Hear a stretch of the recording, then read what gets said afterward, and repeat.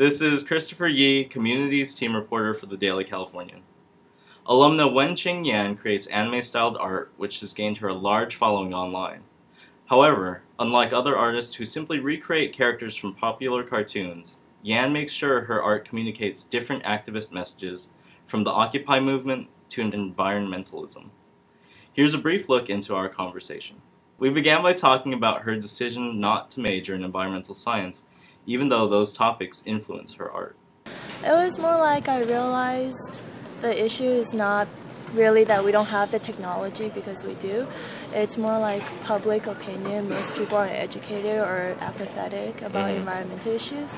So I decided to go into art because I feel like it's easier to speak to people through art about environmental issues than with science, with graphs that just goes over their head. And we moved on to the symbolic messages that define her work.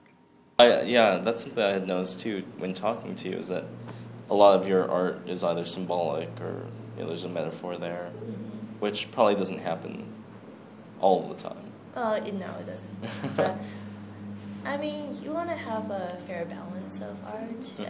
I mean, I don't really want to have a gallery that just have one type of things. Even if it's all activist artwork, that would get kind of boring, because if you want to think about like targeted audience, you don't want to preach to the choir.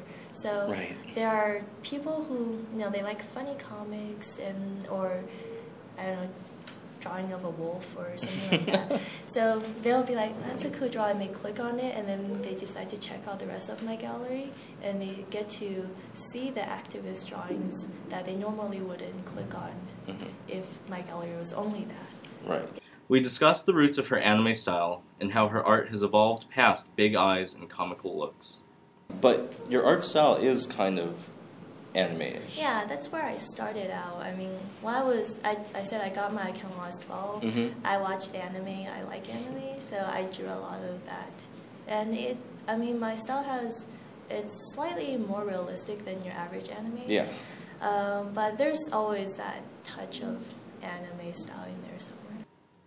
Regardless of Yan's style, we talked about how her inspiration comes from current events and UC Berkeley lectures. Yes, a lot of people, they ask me where I get my inspiration from, and they were expecting like the name of an author or like an artist or something like that, but it's actually not. I get all my inspiration from current events or like lectures. Right. Yeah, which is why I keep going to them. I guess people find that really weird, but I don't. No, it makes total sense. I think it makes sense too, because if you're getting inspiration from existing artwork stories, then you're not being extremely original. But if you're getting things from reality, there's always something new and novel going on. Right. Especially here, there's a lot of new ideas always coming out here.